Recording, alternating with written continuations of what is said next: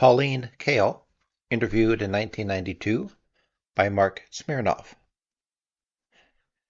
Question: in which way do movies most often fail? Pauline Kael. Well, it's so often almost impossible for writers and directors to get financing for any kind of vision they might have that they often compromise at just about every level. The book The Devil's Candy by Julie Salomon about the making of The Bonfire of the Vanities is awfully good because it shows you how the executives made the decisions that destroyed the movie, and they did it trying not to be irresponsible, trying to be responsible to the money people. And the director, Brian De Palma, himself trying to be responsible and having had a couple of failures, so he no longer had confidence in his own vision, went along with the executives, and tried to be a reasonable man, and all the meaning was gradually drained out of the material, decision by decision, and that often happens on pictures. When you talk to a director afterwards, he'll tell you how, step by step, everything went out of the original idea. On the other hand, a lot of directors never have an idea. They were hired to fulfill this idea that the executives have. You know, the executives will get some idea that something should be made on a subject that's hot, and they'll commission writers who'll be rewritten endlessly. And the director will take the script project, and often there is nothing there. Sometimes you'll read a script, and you can't believe that that's actually going to be made, because you've read dozens of scripts that were good, that nobody will make. And this absolutely empty dog will go into production partly because some actor said yes. Question: why is there a lack of innovative movies? Kael. You can feel a resentment in people, and you see it in the press. It's as if they thought that any sort of experimentation was an insult to them. And if you look at the stuff that gets praised in the press, it's very discouraging, because you know that somebody who tried to do something different is going to get panned. I feel no affinity to most of the pictures that are big box office winners. I mean, I didn't even go see Terminator 2. Terminator 1 was enough. It was already a remake of a section of Westworld. If you go see, Backdraft, you think, is this inconceivable? It's just a dressed-up version of the old James Cagney, Pat O'Brien stuff that was mildly entertaining in the 30s. And it's done so heavily now, with such elaborate special effects, that all the fun it once had is drained away. It's not a great period for movies. The only real surprises, I think, have been those things that come out of places like Ireland, like My Left Foot and Eat the Peach, which was a lovely little film that hardly anybody saw. Or England, where Mona Lisa was made by an Irishman. There are surprises, like Mike Leigh's English movies, but from this culture, the surprises have been, well, I'd say the most interesting film I've seen this year is one that premiered on television, the one called Hearts of Darkness, A Filmmaker's Apocalypse. It's about Francis Ford Coppola and the making of Apocalypse Now. It's fascinating because it's about what happens to a director in the course of making an epic. And it's about the manic-depressive cycles that Coppola went through making that picture. And it's extraordinary because it is a truthful view of filmmaking. Most of it was shot and recorded by Eleanor Coppola at the time in the Philippines, and she got fabulous material. I don't know if the young filmmakers who put it together and also added the interviews of the later material fully recognized what that film revealed. But it's a very scary, funny, remarkable movie. In many ways, it's far more interesting than Apocalypse Now was. It really is something. Question: what direction are movies going? Kael. I don't think anybody knows. It's a mess, and you just hope that there will be some brilliant new people setting new directions, and that maybe somebody will go to the movies they make, because sometimes brilliant people set new directions and nobody follows them. 10 or 15 years ago, I would have had a thought about that, but everything's gone so backwards in movie making. Techniques seem more backward. Now you're overjoyed if you get a halfway decent storyline. You no longer ask for innovation much because you just don't get it. Things seemed to be really innovative in the 70s, In the 80s, there were some wonderful movies, but just weren't innovative, so you can't guess on direction. It would be easy to say they'll come from third world countries, but I sort of doubt it. Some wonderful work came from Australia and New Zealand, but there aren't populations big enough to sustain major movie making there. And so those directors come to Hollywood, and most of them are caught in the same traps, and even when their movies are awfully good, they often don't succeed. Fred Schapisi, who did The Chant of Jimmy Blacksmith and a lot of other terrific movies, has not had a major hit in Hollywood. The Russia House, which should have been successful, wasn't. In some ways, it was Sean Connery's best performance, and Michelle Pfeiffer was lovely in it. It had a nifty Tom Stoppard screenplay, and it was very cleverly done, but the audience didn't go to it. Question. There sure are a lot of gangster pictures being made. Kael. Yeah, there are. That's because it's an easy subject to sell to the third world countries and to sell all over the world. Gangster pictures barely even need subtitles. They can be easily dubbed for Europe and Asia and South America and everywhere. They have such a natural appeal to subliterate cultures. It seems awful to say, but some of our greatest directors work in genres that are really beneath their intelligence, because there is an audience out there for them. And right now, Americans are behaving like subliterate audiences. That's what they want to be. If you made something like The Terminator, you know you can sell it all over the world. If you make The Russia House, it's going to take a very sophisticated audience to react to it. Question. In the 85 movies you review in Movie Love, I counted 33, if I am right, that you found enjoyable or better. That sounds like a respectably high figure. Was it a rich period for movies? Kael. No, it was not a rich period, but it was rich in fine acting. I think so many people ignore the great acting in movies, and this has been a terrific period. I don't think American acting has ever been better than it is now.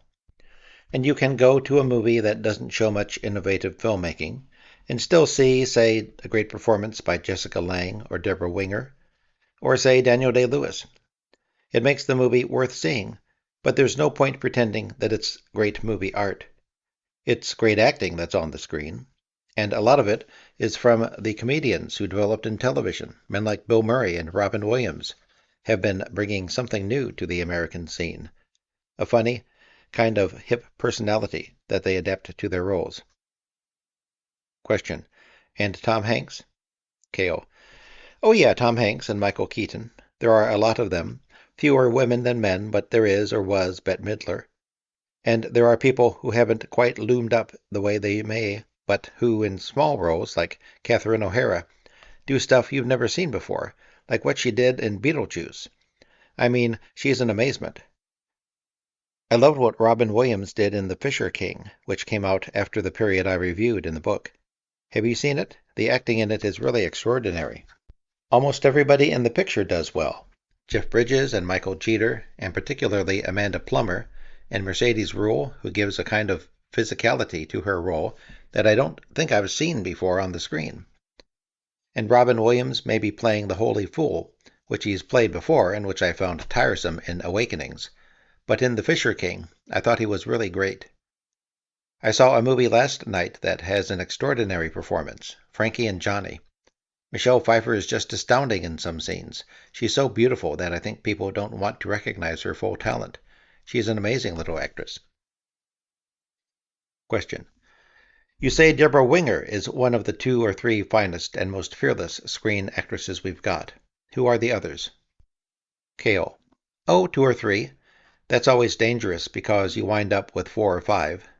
Diane Keaton, Jessica Lange, and Angelica Houston, and Michelle Pfeiffer is turning into one of them. There are others who, when they get the chance, can be. I mean, Christine Lahti isn't quite up there because she hasn't had the roles. She's awfully good, and whenever Kate Nelligan gets the chance, she's quite something.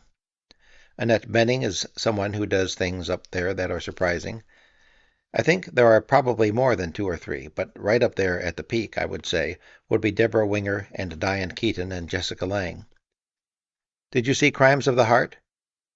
That's another case of a movie where the substance has a lot of mediocrity, but it had 3 performances by Diane Keaton, Jessica Lange, and Sissy Spacek that could not have been improved on. They really did something. They convinced you that they were sisters. Question. Who are the best actors? Kael. That's tougher. They're a more dispersed group. Even though the roles in recent years have been much more men's starring roles, they've not been very interesting roles. Whereas the women, although they've not been in as dominating positions, have had more of a chance to show what's in them. Who are the men? You can't ignore Jack Nicholson, Nick Nolte, Tim Robbins, and Warren Beatty, and some of the big stars. But the more interesting ones, I think, would be people like Michael Keaton and Tom Hanks. And I'd say Bill Murray, who every time I see him astounds me. And I put Robin Williams there. And who are the other men? It's hard to think offhand. Steve Martin in comedy. I don't like him when he does serious acting, but in comedy or in Pennies from Heaven. What he did in Pennies from Heaven was quite extraordinary. And Bernadette Peters, what she did in that was pretty extraordinary too. Question. With all these great actors around, America has chosen Kevin Costner as its current favorite. What kind of actor is he? Kael. He wasn't bad in Bull Durham. Maybe with a script and a director he can show something, but there is a basic emptiness in his work, and I think it's his lack of a voice, which showed particularly in Robin Hood. In a period movie, you need a voice because you're automatically going to be compared to people who have a certain amount of flourish, and when he's up there with Morgan Freeman, who has a great voice and great presence, and with Alan Rickman, who has a terrific voice and has a style, suddenly Kevin Costner is just a vacuum on the screen. I should have included Morgan Freeman on the list of great actors. He's right up there. Sometimes he's done work in those bad movies that leaves you breathless, particularly something like Street Smart. He played a pimp in it, and he was just the most scary, brilliant pimp you've ever seen. Sometimes Denzel Washington is right up there, too. A lot depends on the role.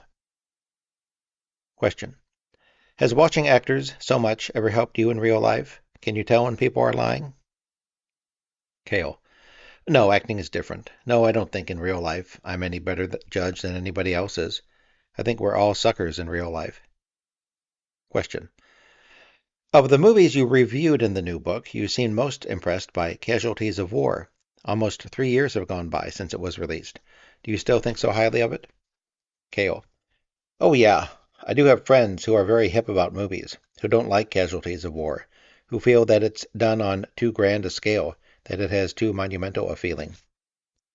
I think it's one of the films that tragically didn't reach much of an audience when it opened in theaters, and it will never be that good on VCR because the action is spread out over a very wide terrain, and there's no way to see the full film on VCR.